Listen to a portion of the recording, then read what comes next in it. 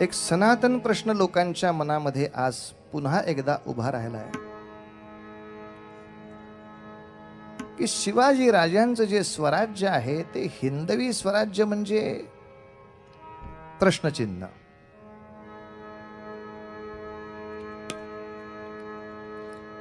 ते हिंदूंसाठी आहे काय? ते हिंदुत्वासाठी आहे काय? आणि असं जर असेल तर मूळ प्रश्न हिंदुत्व म्हणजे काय? कारण मी काल सांगितलं आपल्याला ती व्यापकता अजूनही अनेकांच्या डोक्यात आलेली नाही. वेदांवरची निष्ठा म्हणजे हिंदुत्व का? बुद्धांवरची निष्ठा म्हणजे हिंदुत्व का? महावीरांवरची निष्ठा म्हणजे हिंदुत्व का? नानकांवरची श्रद्धा म्हणजे हिंदुत्व का? आणि उत्तर, सगळ्यांवर श्रद्धा म्हणजे हिंदुत्व. कारण हिंदू या परिघामध्ये बुद्ध, जैन, लिंगायत, महानुभाव, वैदिक, शैव, वैष्णव, कापालिक, गाणपत्य, शाक्त असे 100 पंथ येतात.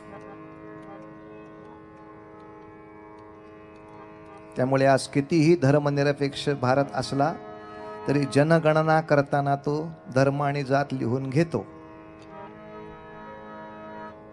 इतकंच नव्हे, धार्मिकाची भाषा पण लिहून घेतो आणि त्या त्या भाषेप्रमाणे आता ही भाषा शिल्लक ठेवायची का नाही याच्यावर विचारविनिमय करतो. मुद्दा इतकाच लक्षात घ्यायचा आहे, या सर्वांच्या प्रति आदर हे हिंदुत्वाची सगळ्यात मोठी व्याख्या आहे. लक्षात ठेवा.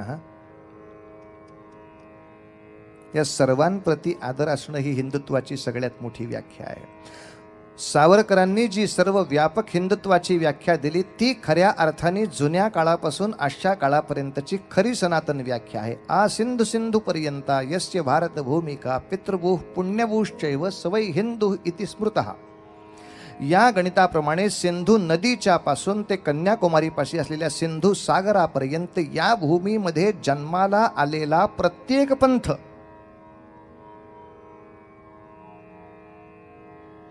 त्यामुळे हिंदुत्व हा शब्द कुठल्याही ग्रंथाशी निगडित नसून भूमीशी निगडित आहे. या भूमीला जे मातृभूमी आणि पितृभूमी मानतात किंवा ती ज्यांची पितृभूमी आहे आणि अधिक त्यांची तीर्थक्षेत्र या भागात आहेत अशा सर्वांना हिंदुत्वाच्या परिघामध्ये घेतलं जातं. जे या भूमीला पुण्यभूमी मानतात, जे या भूमीला पितृभूमी मानतात अशा सर्वांना हिंदुत्वाच्या कक्षेमध्ये घेतलं जातं. म्हणून हिंदुत्वाची परिघ ही आधी डोक्यामध्ये पक्की करायला हवी. ज्यांना ज्यांना शक्य असेल त्यांनी आपली वाणी थोडीशी वापरून जर व्याख्यानच द्यायचं असेल तर मला संपर्क करा, मी तुम्हाला मटेरियल देतो. पण खरंच आपल्याला एक आश्चर्यकारक साम्य आढळेल की महत्त्वाच्या असलेल्या या साही पंथांची श्रद्धा चिन्ह एकच आहेत. छोटे छोटे छोटे छोटे फरक बरेच असतील, पण ह्या सगळ्यांमध्ये स्वस्तिकाला सन्मान आहे का? आहे. कमळाच्या पुष्पाला सन्मान आहे का? आहे. ओंकाराला सन्मान आहे का? आहे. रांगोळीला सन्मान आहे का? आहे. कलशाला सन्मान आहे का? आहे. 6च्या 6 पंथात आहे. तेव्हा समान चिन्ह, समान श्रद्धास्थान अशा सर्वांनी हिंदुत्वाचा परिघी मोठा असल्या कारणाने छत्रपतींच्या हिंदुत्वाच्या स्वराज्याची परिघी सुद्धा अशीच धरायची आहे. अर्थात याचा अर्थ वेद, शास्त्र, उपनिषद, पुराण, गीता यांची टिंगल करायची आपल्याला परवानगी नाही. हे टाकून द्यायचं नाही, तर याच्या बरोबरीनं सगळ्याचा सन्मान सांभाळायचा आहे. मात्र ज्या बादशाहीच्या कालखंडामध्ये ही प्रतिज्ञा झाली आहे तो कालखंड बघता सर्वच हिंदू जातीवर अन्याय चालला होता, नुसता वैदिकांवर नाही. जेव्हा सिंधच्या भागामध्ये कासिमचं आक्रमण झालं तेव्हा बौद्धांचेही मठ उद्ध्वस्त केलेले आहेत. जैनांचीही मंदिरं फुटलेली आहेत. बहुतांशी महाराष्ट्रातल्या ज्या चांगल्या चांगल्या उत्तम लेण्या बौद्ध काळामध्ये बांधल्या गेल्या त्या लेण्यांना सुद्धा हात लागला गेला आहे. लिंगायतांची म्हणजे शिवशंकरांची मंदिरं जशी एका बाजूला तुटली तशी दुसऱ्या बाजूला कापालिक आणि काळभैरवाचे जे पुजारी होते त्यांच्याही गुहा नष्ट झाल्या आहेत. आघात होताना सार्वत्रिक आहे. त्यामुळे शिवरायांच्या हिंदुत्वाच्या परिघामध्ये आणि आजही हिंदुत्वाच्या परिघामध्ये आपल्याला या सगळ्यांना सामावलं पाहिजे. आता दुर्दैवाने काही ठिकाणी मात्र बौद्ध धर्माचा अनुनय करत असताना इतर सर्व पंथांचा द्वेष कसा केला पाहिजे हे शिकवलं जातं आहे. ही आज महाराष्ट्रातली एक मोठी दुर्दैवाची परंपरा आहे. अर्थातच ती गौतम बुद्धांना मान्य नसलेली परंपरा आज दुर्दैवाने काही माणसं जोपासत आहेत. ते दुष्टचक्राला आपण काही करू शकत नाही, पण किमान नवीन माणसाला हे समजावून देऊ शकतो की हे गौतमांना मान्य नसलेलं चाललंय. अर्थात भारतामध्ये लक्षावधी गोष्टी अशाच चाललेल्या आहेत की ज्या मूळ संस्थापकांना मान्य नव्हत्याच. त्यांना मान्य नसलेल्या गोष्टीच पुढे चालवण्यामध्ये आमचं मोठेपण आहे. तर ते गौतम बुद्धांना तरी कशाला बाजूला ठेवतील? ज्या सहिष्णुतेच्या पायावर बौद्ध उभे आहेत त्याच सहिष्णुतेला बाजूला करून आपण बाकीच्यांच्याशी कसं असहिष्णू असलं पाहिजे याच्या जीवावर बौद्ध पंथ जो उभा करायची वेळ आली तर दुर्दैवाने मी मुद्दाम काही हा शब्द वापरला. पुन्हा एकदा सगळे तसे नाहीत, पण काही ठिकाणी इतर पंथांचा उगाचच कडवट द्वेष शिकवणं हाही काही ठिकाणी विचित्र प्रकार चालू आहे. खरं असं नसावं यासाठी या सगळ्या गोष्टी आपल्या समोर मांडल्या. इतर पंथांचा द्वेष नसावा तसं आपल्याही पंथांचा नसावा. मी मगाशी जे सद्गुरूंच्या बद्दल म्हटलं, तुम्ही नाथांना कसे काय मानता हो? का? अहो ते तर दत्त भक्त आहेत, ते विठ्ठल भक्त कुठे आहेत? आजही अशी परिस्थिती विचित्र आहे. तुम्हाला खरं नाही वाटणार सांगितलं तर, पण अनेक गावांमध्ये मी जर पटकन म्हटलं की रघुपती राघव राजाराम पतित पावन सीताराम भजन म्हणूया, तर दिगंबरा दिगंबरा म्हणणारे भक्त हे भजन म्हणत नाहीत. हे कसं म्हणणार? मी समजा म्हणा दिगंबरा दिगंबरा श्रीपाद जे कृष्ण भजन करणारे हे म्हणत नाहीत. बरं गोपाल राधे हरी गोपाल राधे शाक्तपंथीय म्हणत नाहीत. आजही परिस्थिती फारशी वेगळी नाही. मंत्र जप करताना कुठल्या तरी एकाच देवतेचा असावा हे मान्य आहे, पण भजन करताना त्या त्या रूपाच्या मंदिरात इथे गेल्यानंतर त्या त्या मंदिराप्रमाणे भजन करण्यामध्ये कोणतीही चूक नाही, कोणताही व्यभिचार नाही. हे अजूनही आमच्या भक्तांच्या डोक्यात बसलेलं नाही. आम्ही पांडुरंगाचं भजन करणार म्हणजे पांडुरंगाचंच, कृष्णाचंच ते रूप असलं तरी कृष्णाचं नाही, असा विपरीत भाव तुमच्या आमच्या मनामध्ये आहे. तेव्हा म्हणले महाराज तुम्ही शिवाजी महाराजांचं हिंदुत्व सांगताना कर्मठ हिंदुत्व सांगणार का पुरोगामी हिंदुत्व सांगणार? पण पुरोगामी या शब्दामध्ये सुद्धा परंपरेला निंदा करायचा अधिकार नाही. ते अयोग्य असेल तर सन्मानाने बाजूला करावं, सन्मानाने बाजूला ठेवावं. नवीन जे चांगलं असेल ते निश्चितपणे स्वीकारावं. इतकं पुरोगामित्व शिवाजीराजांच्याकडे 100% आहे. आणि मात्र पुरोगामित्व दाखवण्यासाठी गंधच लावायचं बंद केलं पाहिजे असं हिंदवी स्वराज्यात नियम नाहीत. पुरोगामित्व दाखवण्यासाठी गणेशोत्सव बंद केले पाहिजेत अशी काही हिंदवी स्वराज्यात गंमत नाही. काय देवीचा उत्सव काय केला काय नाही केला काय त्याविना काय देवीचं अडतंय का? त्याविना काय प्रगतीचं अडतंय का? मग कशाला उगाच उत्सवामध्ये आपण वेळ वाया घालवायचा असं काही हिंदवी स्वराज्यात उपेक्षित नाही. उलट हिंदवी स्वराज्याच्या नियमाप्रमाणे सगळेच सण वार आणि उत्सव अतिशय आनंदाने अतिशय उत्साहाने साजरे व्हावेत. अर्थात ते साजरे होताना समाजधारणेला उपयुक्त व्हावेत इतकाच त्यामागचा हट्ट आणि हेतू आहे, दुसरा कोणताही नाही. मी या सगळ्या गोष्टी का स्वच्छ केल्या याचं कारण सांगतो. आज आपल्या शिक्षण व्यवस्थेमध्ये शिक्षण देणाऱ्या लोकांना सुद्धा दुसऱ्या धर्माचं तर सोडून द्या, आमच्या धर्मामध्ये काय आहे तेही माहीत नाही. आणि जे माहिती आहे ते फक्त टिंगल करण्यापुरतंच माहिती आहे. त्यामुळे मी आजच्या दिवसापुरती एक गंमत सांगतो, उद्याची गंमत उद्या सांगेन. एकाने उगाच खाजवून खुरूस काढून मला सांगितलं होतं, तुम्ही दत्ताला सुद्धा मानता का हो? दत्ताला सुद्धा म्हणजे कुठला दत्त सांगताय ते आधी सांगा म्हणलं. नाही नाही, तो जो मंदिरात असतो तोच. हां हो. तुम्हाला पटतं का होते का? 3 डोकी 6 हात आणि 2च पाय असं फिजिकली शक्य आहे का? कोणा गाढवाने तुला सांगितलं की फिजिकल मूर्ती आहे म्हणून? ते चित्र आहे, ते प्रतीक आहे.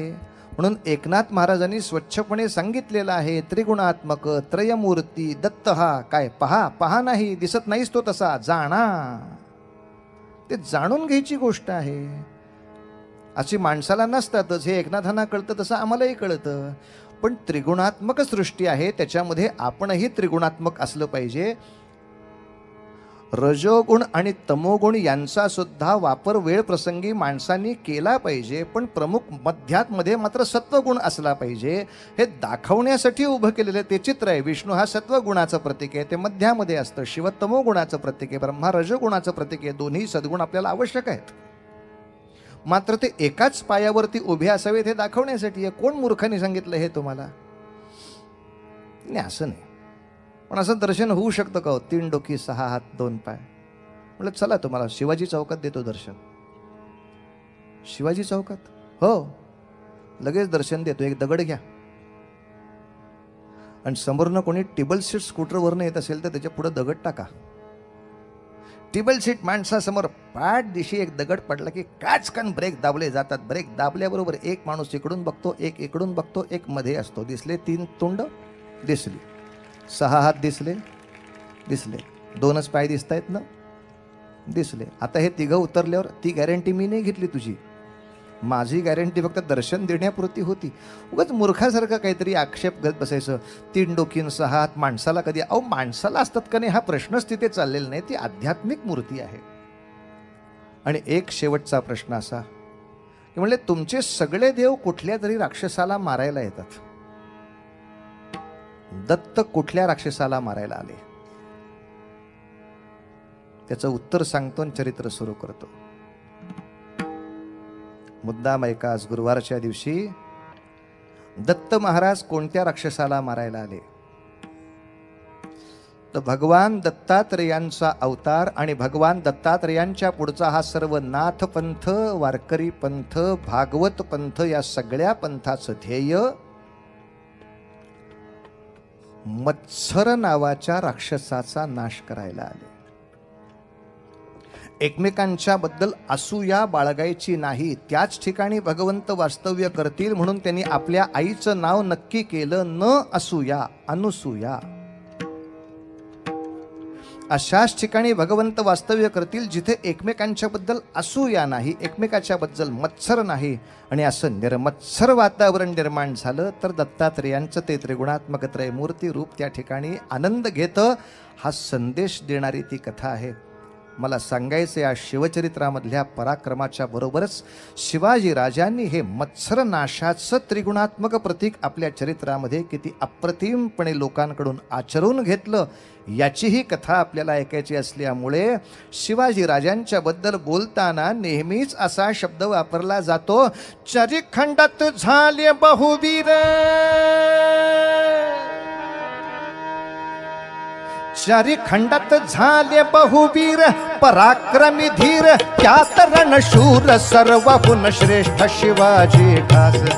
चारिखंडात झाले बहुवीर, पराक्रमी धीर, त्यात रणशूर सर्वहुन श्रेष्ठ शिवाजी खास. षड्गुणैश्वर्य संपत्ती जास, षड्गुणैश्वर्य संपत्ती, म्हणून अवतारी म्हणू आम्ही त्यास जे जे. म्हणून अवतारी म्हणू आम्ही त्यास जे, म्हणून अवतारी म्हणू आम्ही त्यास. सर्वदा जयाला यश, कधी न अपयश, भले म्हणती खुश.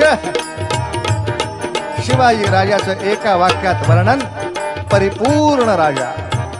ईश्वरी अवतार ज्याच्याकडे बघून म्हणावं असा परिपूर्ण राजा. सर्वदा जयाला यश, कधी न अपयश, सारे म्हणती खुश, भले शाबास. राजांचा कालपर्यंतचा वडिलांना सोडवून पुरंदराचा किल्ला ताब्यात घेण्यापर्यंतचा पराक्रम आपण ऐकला. अशी कथा थोडी याच्या पुढे. जगदंबा माता की जय. नमः पार्वती पते. हर हर हर महादेव.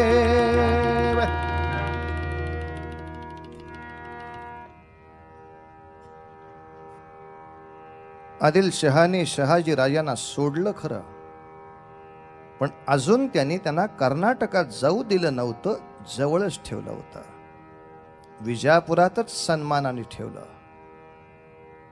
तूर्त भीती अशी होती की पुन्हा काही स्वराज्याचा उद्योग जास्त मोठ्या प्रमाणावर करायला गेलो आणि पुन्हा आबासाहेबांना पकडलं तर गडबड व्हायला नको. म्हणून शिवाजी राजाने सुद्धा धोरणीपणानं याच्या पुढची जवळजवळ 2-3 वर्ष आदिलशहाशी युद्ध नावाचा विषय थांबवला. आणि मग जेवढं जेवढं म्हणून स्वराज्य हाती आलंय त्याच्या सुधारणेकडे लक्ष वळवलं. गंमत अशी आहे, शिवाजी राजांचं एक चरित्र बघायचं म्हणजे एकाच माणसाने किती गोष्टीकडे लक्ष द्यावं. हो, युद्धामध्ये विजय मिळवणं एक वेळ थोडं सोपंही असतं, जास्त मोठं युद्ध त्याच्या पुढे असतं. आहे या प्रजेला हे राज्य आपलं वाटलं पाहिजे. महिन्याभरानंतर लोक नको म्हणायला, मागचे काय वाईट होते, हे कशाला उरावर आले. स्वराज्याचं सुराज्य करण्यासाठी काय करता येईल, काय करता येईल, काय करता येईल, काय करता येईल. शिवाजी राजांनी चड्डीशी ओळखलं, महाराष्ट्राच्या हाडी माशी आपल्या कपाडी मारला गेलाय तो दुष्काळच. त्यामुळे या स्वराज्याच्या पहिल्या कालखंडामध्ये कोंढव्याच्या धरणापासून ते शिवापूरच्या धरणापर्यंत पाटबंधारे प्रकल्प सुद्धा शिवाजी राजांच्या नावे आहेत.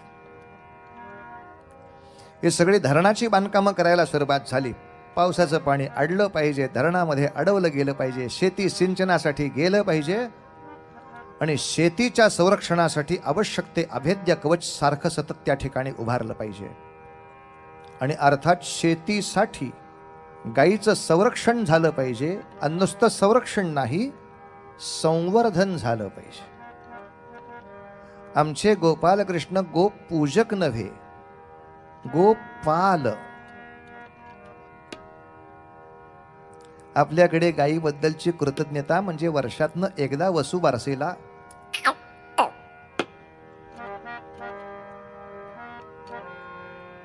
पुन्हा वर्षभर त्या गायीचं काय होतं, ती कुठं असते, ती काय करते, कुणाला पडली आहे, पुढच्या वसुवर्षाला आणशील ना रे कुठली तरी गाय. आता हो म्हणतो. गोपूजनाला काही प्रमाणात महत्व असेल, पण त्याच्याही पेक्षा जास्त मोठं महत्व गोरक्षणाला आहे. अनायसे समोर विषय म्हणून सांगतो, शिवाजी राजांचा गोपालनावरती प्रचंड मोठा भर आहे. किंबहुना गाय मारली जाते या गोष्टीचा शिवाजी राजांना अत्यंतिक राग आहे. तो एक धर्म म्हणून तर आहेच, पण दुसऱ्या बाजूनं अवैज्ञानिक आहे म्हणूनही राग आहे. शेवटी शेती अप्रतिम करायची असेल तर गोवंशाशिवाय पर्याय नाही आहे. आमच्याकडचे काही महामूर्ख असतातच म्हणायला बसलेले, गाईला माता मानलं म्हणजे बैलांना आपले वडील म्हणावं लागेल. ते दिसतच आहे तुमच्यावरनं म्हणायचं. प्रश्न तो नाहीच आहे. नाही, पण गाय 5 लिटर दूध देते, तिला माता म्हणायचं म्हणजे मग म्हैस 15 लिटर देते, तिला आजी म्हणायला पाहिजे. मग आणखीन पुढच्या प्राण्यांची नावं नको सांगायला, पण त्या प्राण्यांच्या सुद्धा माद्या बरंच दूध देतात. मग त्या कोण? मावशा, पणज्या. टिंगल करायला अक्कल लागत नाही साहेब. गाईला माता मानताना आमच्या ऋषी मुनींनी तिच्या दुधाचा किती सूक्ष्म अभ्यास केला आहे ते एकदा वेद लक्षात घ्या म्हणजे समजते. आज गाईच्या, अर्थात गाईच्या म्हणजे पुन्हा देशी गाईच्या, जे मी सद्गुण सांगतोय हे जर्सी गाईचे नव्हे. नंतरच्या काळामध्ये हे सगळं विकृतीकरण करून फक्त दुधाचं प्रमाण वाढवण्यासाठी जे संकरित गायींचं धेंड आमच्या उरावर या लोकांनी आणलं, यासारखा हिंदू धर्माचा ऱ्हास नाही. आणि दुर्दैवानी किंवा सुदैवानी म्हणा, पाश्चात्य जगामध्ये देशी गायी आणि बैल टिकले पाहिजेत म्हणून इथून जहाजातनं नेतायत आणि पोचतायत, आणि आम्ही आहे त्यांचे संकर करून वाट लावून ठेवतोय. आपल्याला काही काळातच बहुतेक असा ग्रंथ बघायला मिळणार आहे की गायीच्या बद्दलची संपूर्ण वैज्ञानिक माहिती असणारा ग्रंथ आत्ता काही काळात बाहेर येतोय. मुद्दाम तो सगळ्यांनी वाचा. सगळ्यांनी म्हणजे माझी प्रार्थना फक्त हिंदूंसाठी नाही आहे. या जगामध्ये राहणाऱ्या आणि ज्यांना ज्यांना या निसर्गाची काळजी आहे, या विश्वाची काळजी आहे असं वाटणाऱ्या प्रत्येकाकडून तो वाचून घ्या. बाबा रे, गायीचं रक्षण हा हिंदुत्वाचा मुद्दा नसून जागतिक मुद्दा आहे. ती वाचली तर जग शिल्लक आहे. कशावरून म्हणता? एकच उदाहरण सांगतो, बाकीची पुस्तकात वाचा. आज जगाचं विज्ञान असं सांगतंय की अणुबॉम्बच्या स्फोटातून कोणीही वाचणार नाहीत. हिरोशिमा नागासाकीवरती 2 अणुबॉम्ब फक्त अमेरिकेने फोडले म्हटल्यानंतर त्याचे काय भयानक आणि भीषण परिणाम होतात ते जगाने अनेक वर्ष पुढे अनुभवलेत. आणि आज प्रत्येक देश स्वतःकडे किती अण्वस्त्र आहेत याची संख्या सांगत दहशत माजवतोय. आमच्याकडे इतकी हजारो अण्वस्त्र, आमच्याकडे इतकी हजारो. चुकून माकून यांचं प्रचंड युद्ध सुरू झालं आणि अशा अण्वस्त्रांच्या टकरीमध्ये जर प्रलय उभा राहिला तर कशाच्या जीवावर वाचूया? कशाच्या जीवावर वाचूया? लोखंडाचं घर करून त्यात लपून बसलो तर नाही उपयोग होत म्हणतात ते. लोखंडातनं सुद्धा त्या अणूचे छरे पास होत आहेत. जास्ताचं, बिडाचं, पितळ तांब नाही म्हणत मी. अगदी सोनं घेतलं, चांदी घेतली, नाणं नाही नाही नाही नाही हो. अजून जगामध्ये असा धातू त्यांना सापडत नाहीये की ज्याच्यातून अणुबॉम्बचे किरण इकडून तिकडे जाणार नाहीत. आणि का कुणास ठाऊक गायीच्या वर संशोधन करणाऱ्या आज 50 डॉक्टरांनी आणि सायंटिस्टनी एकमत व्यक्त केलंय की ह्या देशी गायीच्या चांगल्या तऱ्हेच्या जातिवंत गायीच्या शेणाने सारवलेली भिंत असेल तर त्यातून ते छरे नाही जातेत इकडून तिकडे, त्यातूनच ते छरे नाही जातेत इकडून तिकडे. याचा अर्थ या देशी गायीचं जर पालन झालं, तिच्या शेणाने लिंपलेली जर भिंत असेल तर त्याच्या बंकरच्या मागचे असणारे सैनिक जास्त सुरक्षित राहणार आहेत या सगळ्या अणुबॉम्बच्या टकरीमध्ये. त्या घरामध्ये असलेली माणसं, त्या बंकर्समध्ये असलेली माणसं जास्त सुरक्षित राहणार आहेत. मग सगळ्या विश्वातल्या या महाटकरीपासून जी माता आम्हाला सावरायला बसली आहे तिला जास्तीत जास्त छान कसं मारता येईल असं अवैज्ञानिक धार्मिक कृत्य बाकीचे करत आहेत. आणि ते कृत्य करायला सरकार मूर्खपणाने मताच्या लालसेनं वाटेल तशी परवानगी देतो आहे. आत्ता भारतामध्ये नव्हे न महाराष्ट्रामध्ये मिळून जवळजवळ 3000च्या वर कत्तलखाने चालू आहेत. ज्या ठिकाणी दिवसाला किमान सरासरी 2000च्या वर जनावरं कापली जातात त्यातला बहुतांशी चौथा हिस्सा म्हणजे 500च्या घरात गोवंश कापला जातो. आणि अशी आता ह्याच्या पुढच्या गणिताप्रमाणे महाराष्ट्रात आणखीन 300 कत्तलखान्यासाठी अनुदान द्यायचा विचार चालू आहे.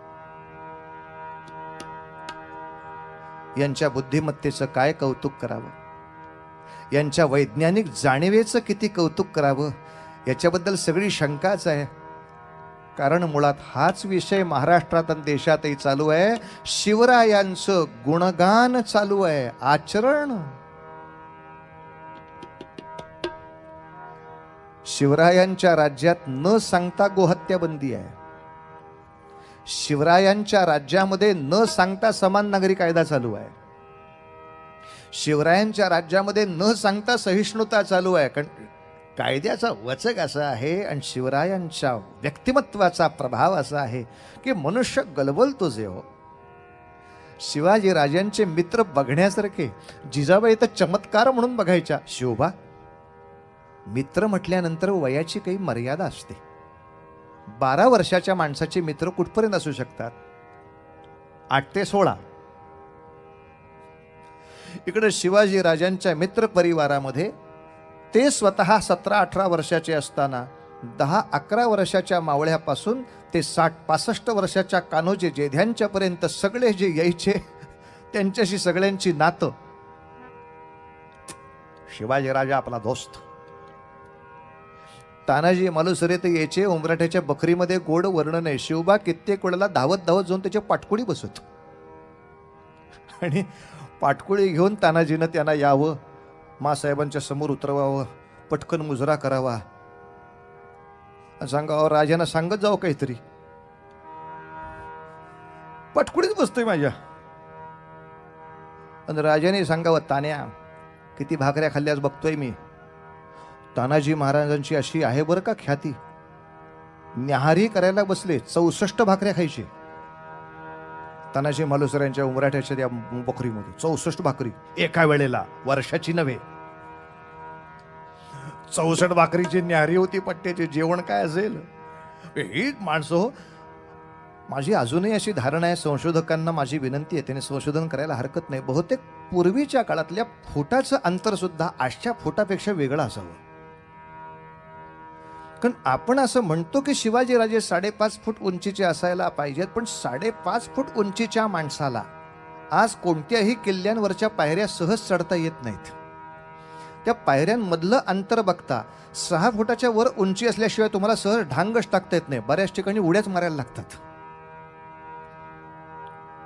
फुटाच्या अंतरात फरक आहे. त्या गणितामध्ये थोडा फरक असावा की पन्हाळ्यावरच्या किंवा राजगडावरच्या पायऱ्या लक्षात घेता, अगदी धान्य कोठाराच्या पायऱ्या सुद्धा लक्षात घेता आपल्याला ते समजेल. आपण आपल्या जिन्याच्या पायऱ्या कशा करतो त्याच्यावरून आपण समजू शकता ना. आपल्याला सहज चढता येईल असाच आपण कुठलाही जिना करत असतो. आपण आपल्या उंचीच्या मनाने जर आपला जिना बघितला तर त्या गणितामध्ये किती उंचीच्या माणसाने हा जिना करावा असा अंदाज जर घेतला. काही माणसं म्हणतात शत्रूला चढायला येऊ नये म्हणून. अहो पण शत्रू नंतर येईल, आधी आपल्यालाच जायचं आहे तिथं. त्या पायऱ्यांचा एकूण आकार आणि दणकटपणा बघता राजांचा त्या ठिकाणचा पराक्रम आणि बुद्धिमत्ता दोन्ही सांगतो. आता आणखीन एक गोष्ट सांगायची, गोरक्षण, गोसंवर्धन, शेती याच्या बरोबरीनं महाराजांनी आणखीन एक विषय महत्वाचा घेतलाय. आता माझ्या समोर येणारी आव्हानं जास्त मोठी आहेत. जास्त मोठ्या संख्येनं जर आपल्या समोर शत्रू आला तर त्याच्याशी युद्ध करण्यासाठी विशिष्ट रणक्षेत्र करून ठेवावी लागतात. एक तयार भट्टी करून ठेवायची, समोरचं गणित इथं आणा की भस्म करू. आणि यासाठी एक सुंदर भट्टी सापडली.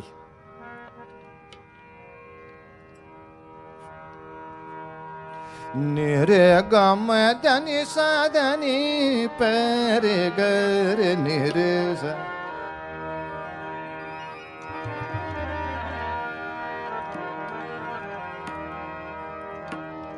महाराष्ट्रामध्ये जावळीचं जंगल नावाचं अप्रतिम रणक्षेत्र दिसलं, ज्यामध्ये जवळजवळ 8 गड येतात. प्रचंड चढ, प्रचंड उतार, प्रचंड झाडी, प्रचंड जंगली प्राणी आणि प्रचंड तणकट असलेला मुलुख महाबळेश्वरापासून वरंधा घाटापर्यंत एवढं मोठं जावळीचं जंगल. आपल्या हाती यायला हवं. आपल्या हाती जावळी काहीही करून मिळायला हवी, म्हणून याचं निरीक्षण करण्यासाठी महाराज बळ्याच वेळेला पहिल्यांदा महाबळेश्वराला गेले, तिथल्या भगवान शंकरांचं दर्शन घेण्यासाठी. महाबळेश्वराचं दर्शन घेतलं आणि ऐका, तिथले एक अनंत शास्त्री महाबळेश्वरकर या नावे जे होते त्यांचंही महाराजांनी दर्शन घेतलं. इतकंच नव्हे, त्यांच्याकडून स्वतः अनुष्ठान करवलं. पुढच्या माझ्या स्वराज्याच्या कार्याला आपण सुंदर तऱ्हेने या ठिकाणी अनुष्ठान करा. या अनुष्ठानाच्या खर्चाची थोडीशी तजवीज केली. आणि प्रश्न असा, जर महाबळेश्वरला 2-3 वेळेला गेल्यानंतर त्यांना अनंतमूर्ती महाबळेश्वरकर दिसले, जर 2-3 वेळेला गेल्यावर अनंतमूर्ती महाबळेश्वरकर दिसले, तर त्याच वेळेला वरंधा घाटाच्या बाजूनी त्या जावळीचं निरीक्षण करायला जाताना तिथेच शिवथरघळीमध्ये समर्थ रामदास स्वामी बसलेले होते, ते दिसलेच नसतील असं कसं म्हणावं?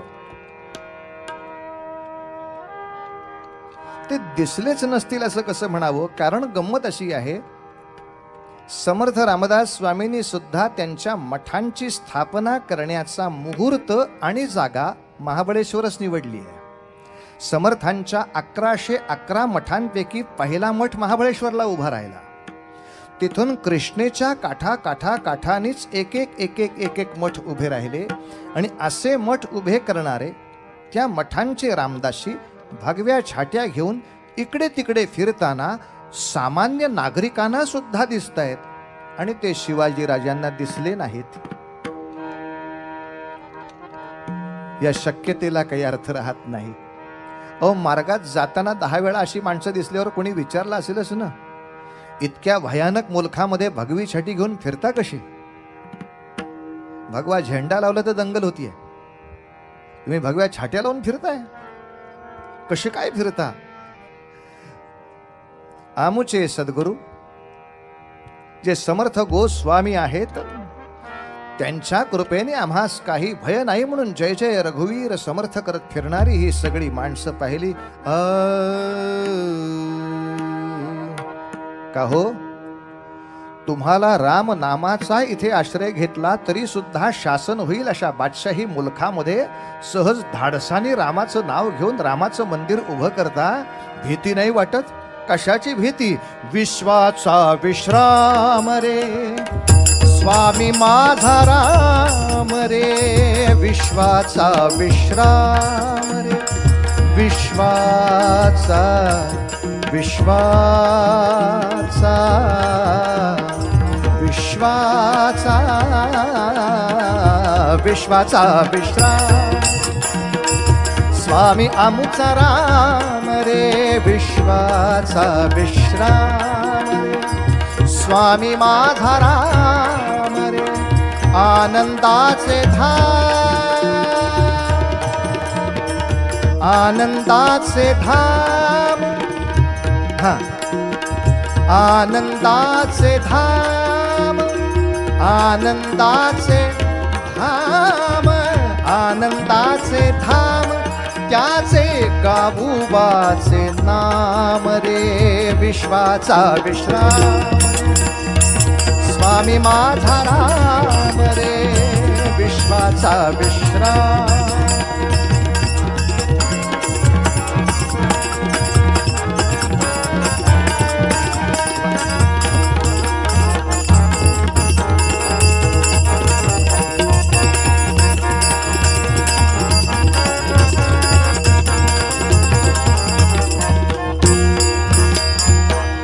देवांचा तो देव, देवांचा तो देव रे, देवांचा तो देव रे, देवांचा तो देव रे,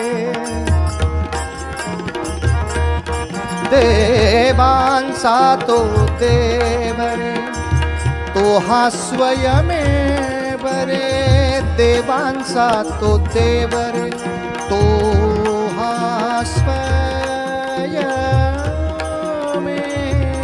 रे, देवांचा तो देव रे, तो हा स्वयमेव रे. अनंत लक्ष्मी साक्षी, अनंत लक्ष्मी साक्षी,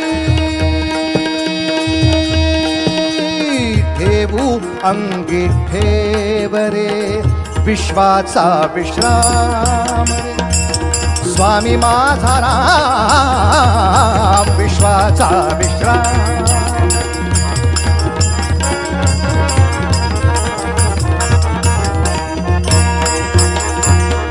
मिथ्या ते अनेक रे, सत्य राम एक रे, मिथ्या ते अनेक रे.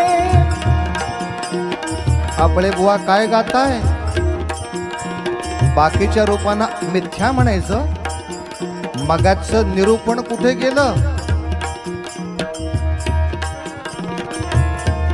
पहिली ओळ मनात आली की त्याचं उत्तर पुढच्या ओळीत. आपल्या मनात जर असं आलं मिथ्या ते अनेक रे सत्य राम एक रे, मग हे जर मनात आलं तर त्याला उत्तर काय? उत्तर कृष्ण विष्णू जगन्नाथ, कृष्ण विष्णू जगन्नाथ, कृष्ण विष्णू जगन्नाथ, कृष्ण विष्णू, कृष्ण विष्णू जगन्नाथ, कृष्ण सनि द म कृष्ण विष्णु जगन्नाथ, कृष्ण विष्णु जगन्नाथ, कृष्ण विष्णु जगन्नाथ, कृष्ण विष्णु जगन्नाथ, एक हा विवेक रे विश्वाचा विश्राम, स्वामी माझा राम विश्वाचा विश्राम, स्वामी माझा राम रे विश्वाचा विश्राम, स्वामी माझा राम रे विश्वाचा विश्राम, विश्वाचा विश्राम, विश्वाचा विश्राम.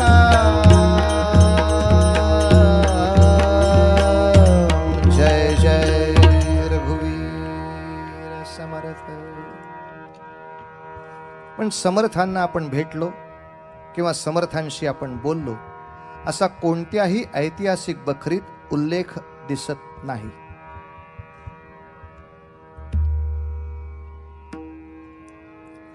हा उल्लेख का टाळला गेला असावा?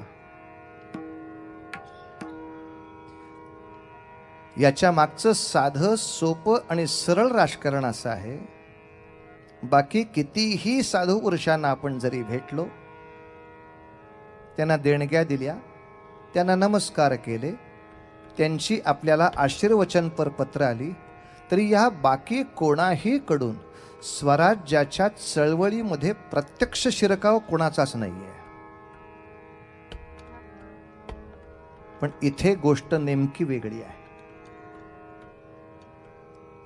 समर्थांच्या मठांचा आणि त्यांच्या रामदासी लोकांचा स्वराज्यासाठी एका बाजूला प्रचंड हनुमंतांच्या ताकदवान भक्तांची फौज उभी राहावी हा मठातला प्रयत्न, प्रत्येक मठाला दिलेल्या समर्थांच्या सूचना, पहिले ते हरिकथा निरूपण, मठातली छान व्यवस्था ठेवा, मात्र प्रत्येक मठपतींनी केलंच पाहिजे असं दुसरे ते राजकारण, मात्र राजकारणामध्ये वेळ गेल्यामुळे अनुष्ठानाला वेळ मिळाला नाही किंवा अनुष्ठानात गुंतल्यामुळे राजकारणाकडे लक्ष द्यायला वेळ मिळाला नाही, असं पावलट उत्तर मला कोणीही द्यायचं नाही. दोन्हीही गोष्टी मला माझ्या मठामध्ये दिसल्या पाहिजेत. पहिले ते हरिकथा निरूपण, काकड आरतीपासून शेजारचीपर्यंत सगळं छान चाललंय का?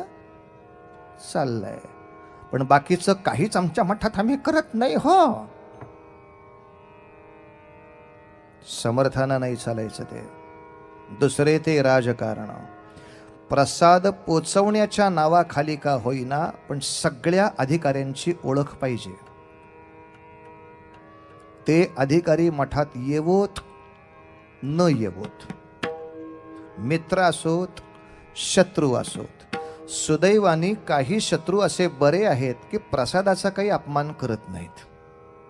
आपली घरापर्यंत पोहोच पाहिजे. रामरायाचा प्रसाद 3 लाडू घेऊन घरी जायचं. रघुवीर समर्थ आहे लाडू लाडू, असा 2-3 वर्ष सलग प्रसाद मिळत गेला की कोणत्याही रामदासाला कुठल्याही सरकारी ऑफिसमध्ये वेटिंग लिस्टवर थांबावे लागत नाही. कारण चपराशाला सुद्धा कळते की प्रसाद आलेला आहे. त्याचे 2 लाडू वेगळे पिशवीत ठेवलेले आहेत. राशी बघितल्यावर तो चप राहणार आहे, चप राशी. फार चिंता करायची नाही. काही लोकांना प्रसादाच्या निमित्ताने भेटायचं, बाकीच्यांना भिक्षामिषे हिंडावे लोक पारखून सोडावे. भिक्षेच्या माध्यमातून ओळखा. प्रत्येक रामदासांनी 5 घरं भिक्षा मागायची. प्रत्येक दारामध्ये उभं राहून 3 वेळा म्हणायचं, जय जय रघुवीर समर्थ, जय जय रघुवीर समर्थ, जय जय रघुवीर समर्थ. घरातनं कोणीही बाहेर आलं नाही, वाट बघायची नाही, दुसऱ्या घराला निघून जायचं. येईपर्यंत ओरडायचं नाही. मग ह्या घरांनी काहीच दिलं नाही, हे मोजायचं का नाही 5 मध्ये? का देणारी 5 घरं घ्यायची, न देणारं मोजायचं. आणि अशी 5 घरं झाली की भिक्षा संपली. अनेकांनी आमची अशी टिंगल केली आहे, या रामदासांमुळे भिकारी वाढले, भिका मागायला शिकवले वगैरे. पण रामदास स्वामींनीच काय पहिल्यांदा भिक्षेचा अवलंब केलेला नव्हता. रामदास स्वामी इथे जन्माला येण्यापूर्वी जो महाराष्ट्रामध्ये अख्खा नाथपंथ होता तो भिक्षेवरच होता. ज्ञानोबा निवृत्तीनाथांच्या पासून संप्रदायामध्ये सुद्धा भिक्षा आहेच. आता भिक्षा पात्र अवलंबणे जळो जिणे लाजिरवाणे असं तुकोबाने म्हटलंय. कारण तुकोबा प्रपंची आहेत. प्रपंच करणाऱ्या माणसांनी माझ्या घरासाठी काहीतरी द्या हो अशी भिक्षा मागायला लागणं हे लाजिरवाण आहे, हे कोणी मान्यच करणार आहे. प्रश्न प्रपंचाचा नाहीये, हा नियम संन्याशाचा आहे. संन्यासी माणसानं हा मठ चालावा किंवा एखादी उपासना चालवावी यासाठी भिक्षा मागणं आणि माझ्या बायका मुलांना काहीतरी हवंय म्हणून भिक्षा मागणं या मूळ हेतूतच फरक आहे. अगदी अलीकडच्या इंजिनिअरिंगच्या मुलांना आवडेल असं म्हणायचं झालं तर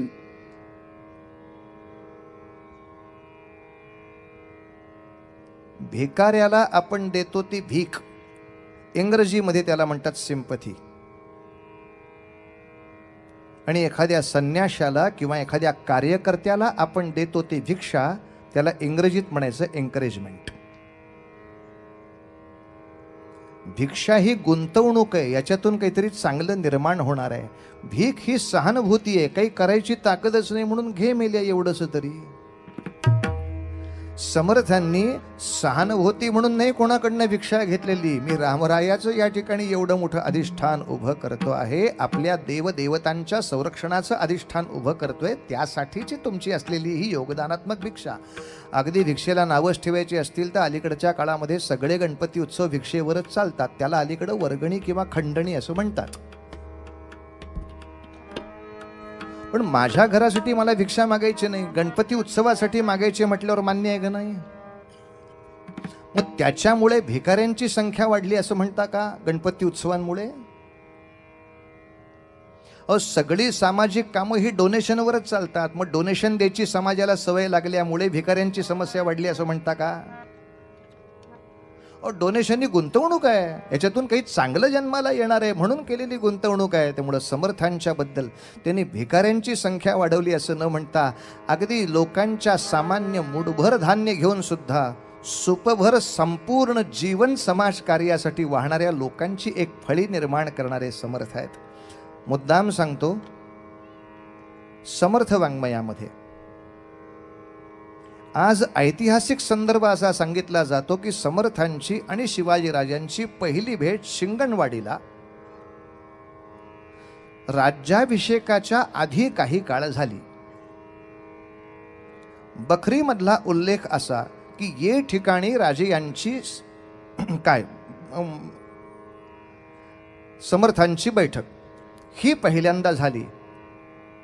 पण यातला एक क्षेत्री या शब्दाला फक्त आपल्याला गोल केला पाहिजे.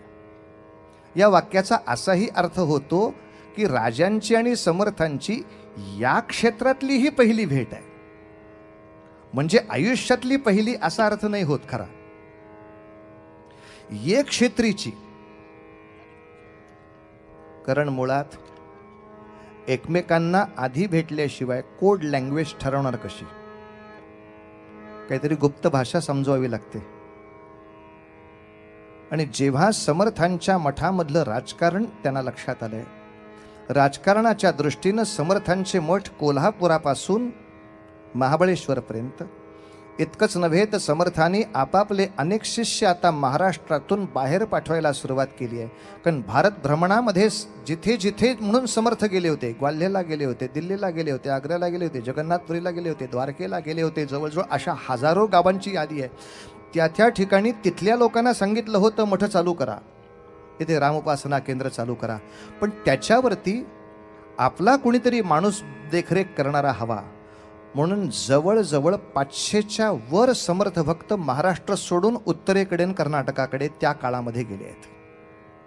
याच्या पुढे 10-15 वर्ष तुम्हाला तिथले मठ बघायचे, अर्थात मठाबरोबरच तिथले सत्ताधीश, त्यांच्यातले असलेले प्रेमसंबंध,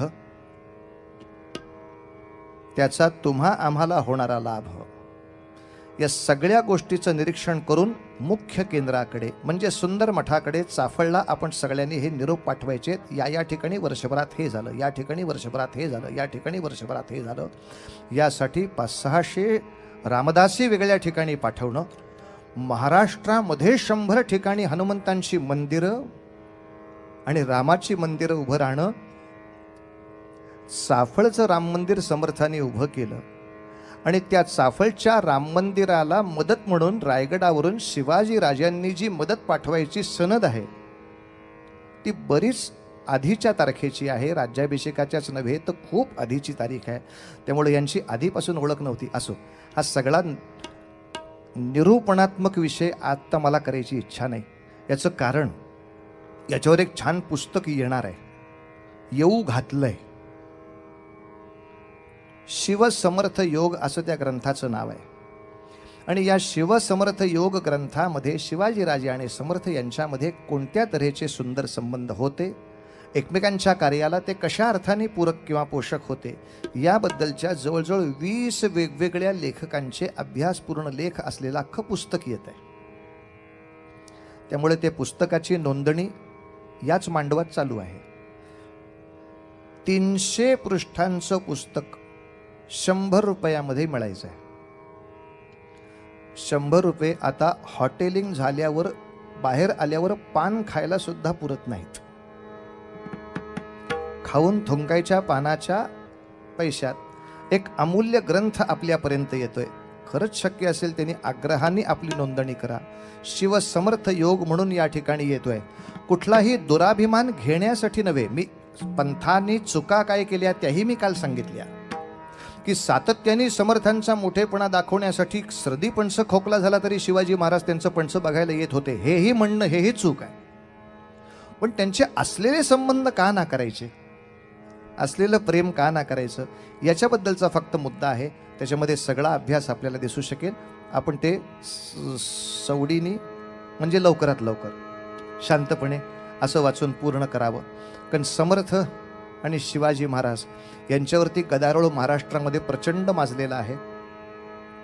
सरकारच्या कृपेनं तो आणखीन किती वेळ तरी चालू राहायची शक्यता नाकारता येत नाही. फक्त शहाण्या माणसांनी विद्यार्थ्यांपर्यंत पोहोचून त्याच्यामध्ये विद्यार्थी आणि शिक्षक सहभागी होणार नाहीत इतका जरी अट्टहास केला तरी खूप झाला. आणि यासाठी मी पूर्वी सुद्धा सांगितलंय, आताही सांगतो. अनेकांची कल्पना अशी आहे की समर्थन शिवाजी यांच्याबद्दलच्या संबंधाचं प्रेम फक्त ब्राह्मणांनाच आहे. अजिबात नाही. आपलं वाक्य पूर्ण चुकतंय. किंबहुना समर्थांच्या शिव्या गाळीची जी जी वाङ्मय तयार झाली त्याच्यावर आक्षेप घेणारा पहिला विशेषांक जर कोणी महाराष्ट्रात काढला असेल तर तो मराठा विकास परिषदेनेच काढला. आणि स्वतः त्या ठिकाणी चव्हाण साहेबांनी त्याला पूर्णतः पाठिंबा देऊन शिवाजी राजांचे जे शेवटचे सेनापती हंबीरराव मोहिते त्यांचे आत्ताचे तत्कालीन वंशज यांनी त्याला संपूर्णपणे संरक्षण देऊन 2008 सालीच प्रचंड मोठा विशेषांक काढला. तो आता इंटरनेटवर आहे, ज्याच्यामध्ये त्यांनी मुद्दाम एकाही ब्राह्मण लेखकाचा लेख घेतला नाही. एखादा अपवाद पण बाकी ब्राह्मण जातीमध्ये नसणारे सुद्धा इतिहास कसा अचूक लिहू शकतात आणि त्यांना चांगल्या इतिहासाचं प्रेम आहे हे त्या विशेषांकांनी अतिशय सुंदर दाखवलं. दुसरं विकास परिषदेचं आणखीन कौतुक मी आपल्याला सांगतो.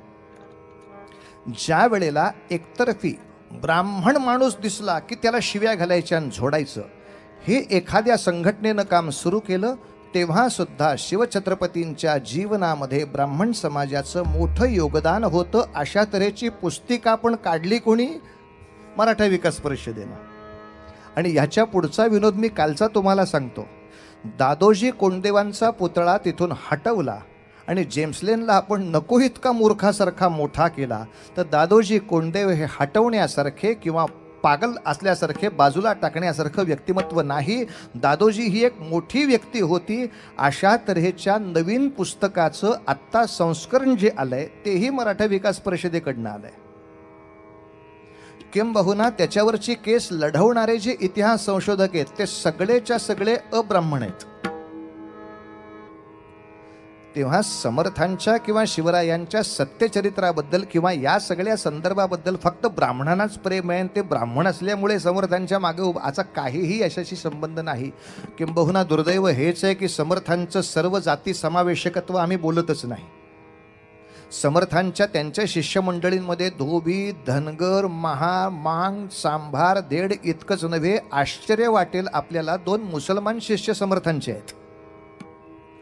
ते मराठवाड्यातल्या 2 मठांचे प्रमुख होते. ते रामनाम घेतायत ना हो, भगवी छाटी नेसतायत ना हो, मग विषय संपला ना. बाकी कशाला उगाच काथ्याकूट, बाकीचा कशाला काथ्याकूट. शिवाजी राजांनी सुद्धा तसा भेदभाव फारसा कधीच मनामध्ये केला नाही. पायदळाचा प्रमुख म्हणून सुद्धा नूरबेग जेव्हा आले, नूरबेग सारखा माणूस येऊन उभा राहिला, राजे मला तुमची सेवा करायची इच्छा आहे. तेव्हा राजे म्हणले आश्चर्य आहे, मी निजामशाह विरुद्ध लढतोय, मी आदिलशाह विरुद्ध लढतोय आणि अशा वेळेला तुम्ही माझ्या पायदळामध्ये यायची इच्छा करता? तो म्हणला क्यों नाही.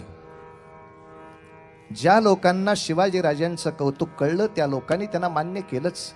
नूरबेगचे वचन आहेत अशी की राजे आपका जो झंडा है वो इंसानियत का है, आपका जो झंडा है वो इंसानियत का है, हम इंसानियत मानते हैं, बस जो इंसानियत नहीं समझते उस पर हम खड़क उठाएंगे. नूरबेग आला होता. राजांनी आरमार उभं केलं तेव्हा इब्राहिम खान स्वतः घेतला होता. दर्या सारंगच्या बरोबरीनं, मायनाक भंडाऱ्याच्या बरोबरीनं त्याच तोडीचे कोकणातले सुद्धा मुसलमान आरमारावरती नेमले होते. तेव्हा कोणी यवन आहे, कोणी मुसलमान आहे म्हणून कोणाचा राग नाही, कोणी कुठल्या जातीचा आहे म्हणून राग नाही, पण त्याच्या पुढचं शिवाजी राजांचं मोठेपण आहे. कोण कुठल्या जातीचा आहे, धर्माचा आहे म्हणून त्याला क्षमा पण नाही. चुकला तर प्रत्येकाला शिक्षा आणि चांगला वागला तर प्रत्येकाला शाबासकी आणि सगळ्यांनी एकमेकाचा आदर ठेवला तर मग हिंदवी स्वराज्यामध्ये कोणतीही त्याला बढतीची जागा देता यावी. इतकं मोठं व्यापक शिवाजी राजांचं राज्य आहे. आपण अशा ठिकाणी जातोय की समर्थ त्याने दिसले नसतील असं नाही, त्यांच्यात चर्चा झाली आणि कोड लँग्वेज ठरवली. कोड लँग्वेज म्हणजे समजा तुमच्या मठांकडून पट पट पट पट इकडे येताना काही हेरांनी बातम्या आणल्या तर मधल्या बादशाही छावण्या या रामदासी लोकांना फारशा अडवणार नाहीत. अडवलं तर त्यांच्या खिशामध्ये किंवा झोळीमध्ये एखादा कागद सापडला तर तो कागद वाचून तिसऱ्या माणसाला काहीही बोध होता का म्हणे, तो गडपतीपर्यंत पोचला की त्याला कळेल असा असा निरोप आहे, ठेवून द्या, गडपती पुढचं काम करेल. कारण आज पोर्तुगीजांच्या इतिहास लेखनात सुद्धा एक स्वच्छ उल्लेख असा आहे की शिवाजीराजे आग्र्याला जाताना जी काही विश्वासाची त्यांनी 1000 माणसं बरोबर घेतली होती त्याच्यात एक रामदासी घेतला होता. का घेतला होता ते आग्र्याहून सुटकेच्या वेळेला बघूया.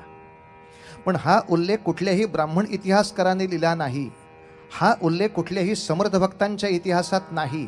हा उल्लेख जे पोर्तुगीज शिवाजी राजांचं वाईट चिंतायला बसले होते किंवा व्हायला बसले होते अशा पोर्तुगीजांनी नोंद केलेल्या पुस्तकातला उल्लेख आहे की एक रामदासी घेतला गेला होता. म्हणजे आग्र्याहून सुटकेच्या आधीपासून यांचा एकमेकांशी परिचय आहे आणि एकमेकांशी साहचर्य आहे, यात संशय नाही. काही गोष्टी तर्कानेच जाणाव्या लागतात. प्रत्येकासाठी कागदाचा पुरावा नाही मागू, ह्या विचार आपण खूप बोललो आहे. थोडं पुढे जाऊया. समर्थांनी दासबोधाचं लेखन करायला शिवथर घळीची जागा का घ्यावी एकांत असतो म्हणून?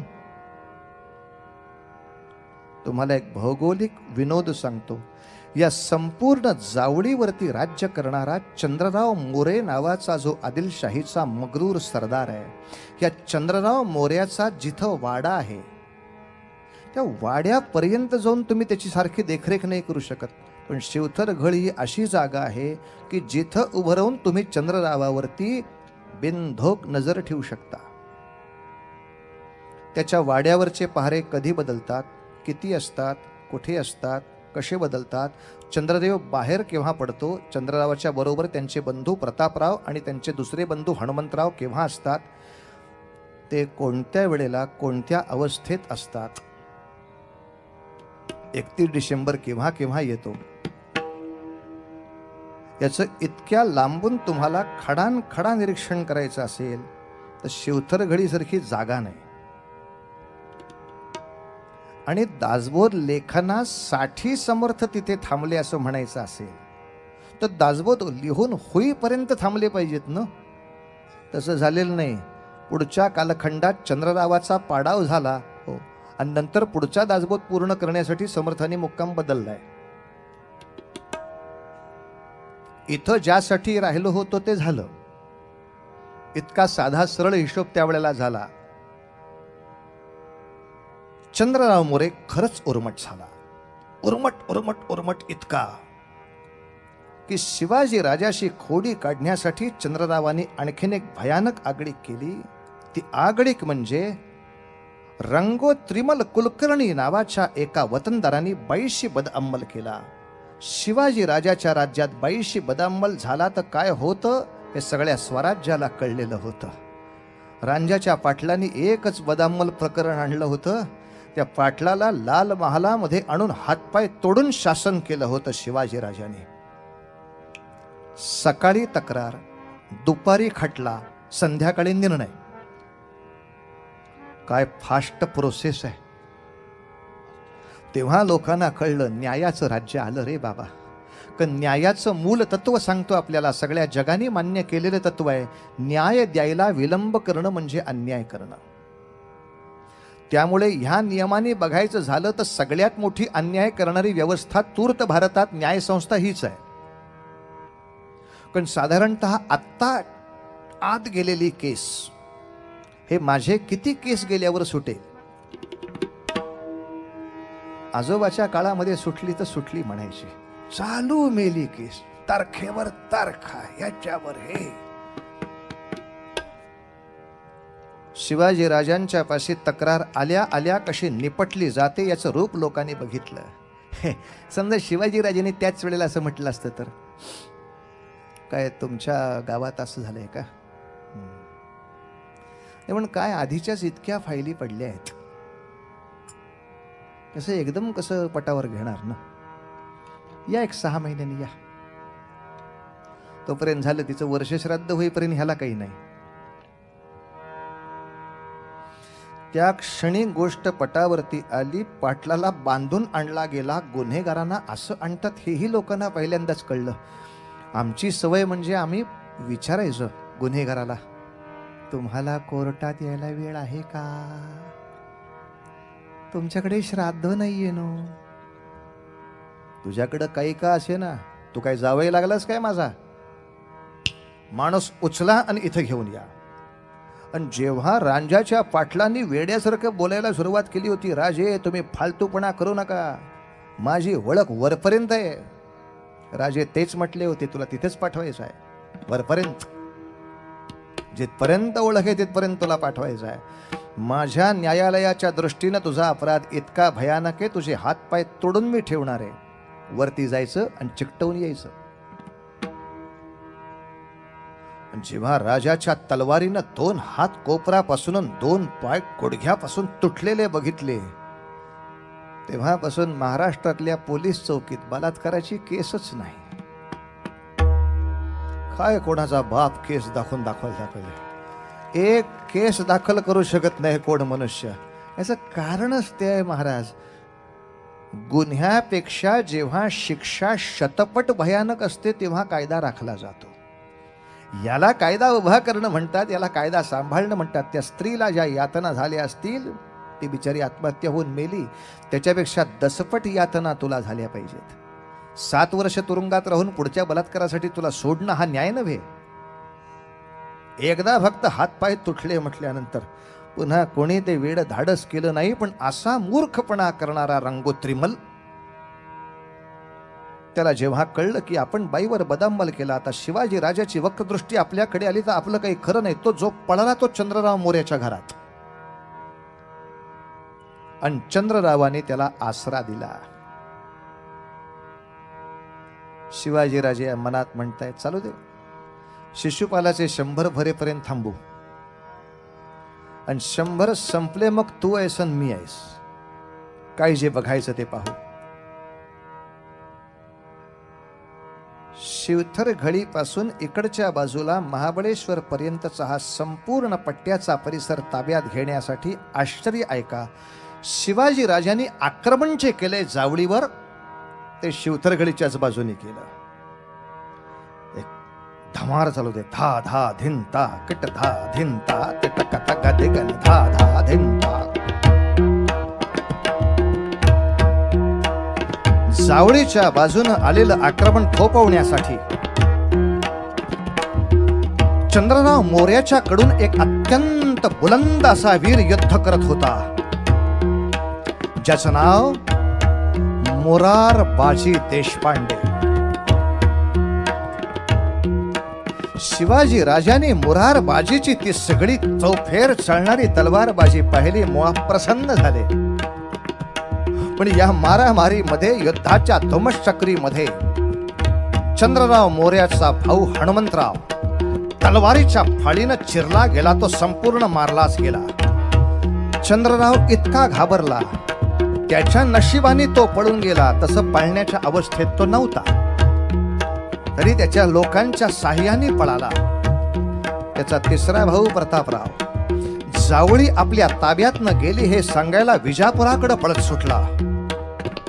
शिवाजी राजाने शक्य तेवढा त्या चंद्रराव मोर्याचा पाठलाग केला. रायरीच्या किल्ल्याच्या आसपास लपणारा चंद्रराव महाशिताफीनं शोधून काढला, राजाच्या समोर आणला, आणि आता आपल्या खडगाचा प्रकोप दाखवण्यासाठी नुसता चंद्रराव नव्हे, त्याची 2 मुलं सुद्धा समोरच्या समोर मारली. आणि विजापुराला बातमी समजली, जावळी मधले 6 डोंगर शिवाजी राजाच्या हाती आले. त्याच भागामध्ये आलेला रायरी, त्याच भागामध्ये आलेला भोरप्या, एकेका डोंगरावरती तटबंदीचे मुकुट घालायला राजाने सुरुवात केली. जावळी सापडली. आता पुढे प्रत्येक जण विचारायचा, आता पुढे कुठे उडी मारायची राजे? पुढे पुढे अर्थातच कोकण दिशेला जायचं. एका बाजूला कल्याण भिवंडी जिंका, तिथं प्रचंड मोठा सागरी व्यापार केला जातो तो एक, आणि दुसऱ्या बाजूला कोकणामध्ये रत्नागिरी खारेपाटण, त्या भागामध्ये उतरायचं. इथल्या सिद्धीला एकदा चाप लागला पाहिजे. हातामध्ये असलेली फक्त 8000 फौज घ्यायची. एका बाजूला कल्याण भिवंडीवर रघुनाथराव आत्रे तोड्यासारखे तुटून पडले, ती ताब्यात घेतली. दुसऱ्या बाजूला रत्नागिरी खारेपाटणच्या बाजूला आरमार उभं केलं राजांनी स्वतःच. माणसं तोंडात सगळी बोटं घालून बघत राहिली. त्याच बरोबर कोकणाच्या दिशेनं उतरल्यानंतर शिवाजी राजांनी आपल्या 8000 फौजेला फक्त 40 किल्ल्यांच्या याद्या दिल्या, आणि एकेकाला सांगायचं, तुझा गड तुंग घ्यायचा, तुम्ही तिकोना घ्यायचा, तुम्ही लोहगड घ्यायचा, तुम्ही सरसगड घ्यायचा, तुम्ही प्रचंडगड घ्यायचा. काय गंमत आहे का? घ्यायचं म्हणजे काय, लाडू खायचेत काय? पण एकेका ठिकाणी 500-500 सैनिक, 500-500, 600-600 मावळे पाठवून धाड धाड धाड धाड धाड धाड 1, 3, 4, 5 वर्षामध्ये राजगडावर नुसत्या बातम्याच्या बातम्या येत होत्या. 3 वर्षापूर्वी 5 किल्ले असणारं स्वराज्य फक्त त्याच्या पुढच्या 3 वर्षाच्या कालखंडामध्ये 50 किल्ले असणारं, आरमार असणारं, स्वतःच तोफखाने उभे असलेलं राज्य उभं राहिलं. 3, 4, 5 वर्ष. काय माणसाच्या कार्याचा वेग असू शकतो. त्यामुळे आपल्याला एक लक्षात ठेवलं पाहिजे, बाकी सगळ्या लोकांच्याकडे भाषण तयार होती, शिवाजी राजांच्याकडे प्लॅन तयार होता. तो एक्झिक्यूट कसा करायचा ते डोकं होतं, कारण नुसता किल्ला जिंकणं फार सोपं असतं एक वेळ. पुढची ऍडमिनिस्ट्रेशन, त्याच्यावर न्यायाधीश कोण नेमायचा, तिथं सरचिटणीस कोण नेमायचा, त्या ठिकाणी कार्यालयावर कोण नेमायचा, सरकारी दप्तरावरती कोण नेमायचा, शेती बंधारे खात्यावरती कोण नेमायचा, प्रत्येक प्रांताची ती विभाग पाहणारी माणसं पाहिजेत, क्वालिटी असलेली. हो, नाही तर आमच्या पाटबंधारे खात्याच्या माणसाला आम्ही पुण्यात आणला होता. त्याला मी पानशेचं धरण दाखवलं, त्या धरणातल्या खिडक्या दाखवल्या आणि त्याला सांगितलं या धरणातनं, या खिडक्यातनं इतकं क्युबिक लिटर पाणी जातं. असं म्हटल्यावर तो अधिकारीच म्हटला, ओ व्हॉट ए वेस्टेज. साहेब, खिडकीतनं पाणी म्हणजे नळ उघडा राहिल्यामुळं घराच्या खिडकीतनं जातं ते पाणी नाहीये इथे, आपण धरणाच्या पाण्याबद्दल बोलतोय. धरणाचं पाणी पाणलोट क्षेत्राला शेतीत जातं. हो का? अरे गाढवा, खात्यावर कुठले आहेस? अवघड आहे हो. बऱ्याचशा खात्यावरती त्या खात्याबद्दल माहिती असण्यापेक्षा वशिल्याची जी माणसं आणली ना आमच्या सरकारने, बाबा, तो वशिला नावाचा शब्दच त्रास देतोय. वय, शिक्षण आणि लायकी नसताना मिळालेली गोष्ट वशिला. वयही नाही, त्याचं शिक्षण नाही, त्याची लायकी नाही त्या ठिकाणी उभं राहायची, असं कोणी माणूस उठतो आणि तो आमची परीक्षा घेतो. हो, परत तुम्हाला शिक्षक म्हणून आम्ही नेमायला तयार आहोत. धन्यवाद. काय शिकला? BA. 2च अक्षर शिकलोय आणि ती सुद्धा उलटी. ABCD शिकतात लोक. AB पाहिजे, BA कसं? 2च अक्षर शिकलं नाही. BA ही वेगळी पदवी आहे,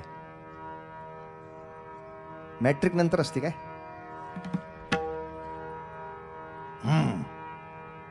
बघू नंतर, पुढचा विषय वेगळा. प्रत्येक ठिकाणी त्या खात्याचा पिलंदर माणूस बरोबर त्या ठिकाणी नेमला जाणं. कल्पना करा, मुळात 50 किल्ल्यांवरचे 500 अधिकारी तुमच्याकडे नोंद पाहिजेत. कोणकोणत्या किल्ल्याला कोणता अधिकारी, किल्लेकरी कोण करायचा, सेनापती म्हणून कोण करायचा, शस्त्रावरती कोण ठेवायचा, तोफखान्यावरती कोण ठेवायचा, या प्रत्येकाचं ऍडमिनिस्ट्रेशन एज्युकेशन झालंय का आधी? या प्रत्येकाला त्या ठिकाणी नेमून 50 किल्ल्यांचा जेव्हा आपल्या समोर वारा उभा केला, याच गोष्टीतला हा प्रसंग आहे. कल्याणवरती स्वारी करताना जसा कल्याणचा खजिना लुटला गेला, त्याच्यामध्ये कल्याणच्या सुभेदाराचा अख्खा काबिला आणि सून सुद्धा सापडली. स्वतः राजे कल्याणमध्ये असताना लुटीमध्ये आलेली प्रत्येक गोष्ट राजासमोर आणली पाहिजे, या नात्याने सांगितलं गेलं असं की जसं धन सापडले तशी काही माणसंही सापडली आहेत. या लोकांचं काय करायचं हे तुम्ही सांगाल तर त्याची पुढची विल्हेवाट लावता येईल. जेव्हा राजाच्या कानी वार्ता आली, किल्लेदार पकडला ठीक आहे, त्याचे सैनिक पकडले ठीक आहे, त्याचा सेनापती पकडला ठीक आहे, जनाना पकडलाय नाही रे बाळांनो, अशी गोष्ट नाही रे आपल्या हातून होता कामा. जनाना कसा पकडला गेला? आपल्याला राज्यलक्ष्मी ओढून आणायची, परस्त्रीला हात नाही लागता कामा आपल्या कोणाही माणसाकडून. म्हणजे राजे, अपमान कोणाचाच झालेला नाही. लुटीमध्ये सगळा जनाना इथेच नुसता सापडल्यामुळे तुमच्या समोर उभा आहे. जेव्हा कल्याणच्या सुभेदाराची सून भर राजसभेत आणली, तेव्हा सगळ्या दरबारांनी अवाक व्हावं असं अप्रतिम लावण्य त्या स्त्रीचं. चेहऱ्यावरचा बुरखा किंचित फक्त बाजूला केल्यानंतर सुद्धा संपूर्ण दरबार निशब्द व्हावा, इतका अप्रतिम लावण्य समोर असताना आता खरी परीक्षा असते राजांची, खरी परीक्षा असते लोकोत्तर महापुरुषाची. समोर काही मोह नसताना वैरागी असणं खूप सोपं आहे, पण आता राजनीतीच्या प्रमाणे हिला आपल्या राणीवशामध्ये सामील करून घेतलं तर कोणी आपल्याला नाव सुद्धा ठेवणार नाही. कारण आजवरची ही राजांची रीत आहे, अनेक राजांची मागच्या 400 वर्षाची ही रीत आहे. या स्त्रीला प्राप्त करून घेणं खूप सोपं आहे. आता कोणीही धर्माची सुद्धा मला शंका काढणार नाही, एकही शब्दाने कोणी मला नाव ठेवणार नाही.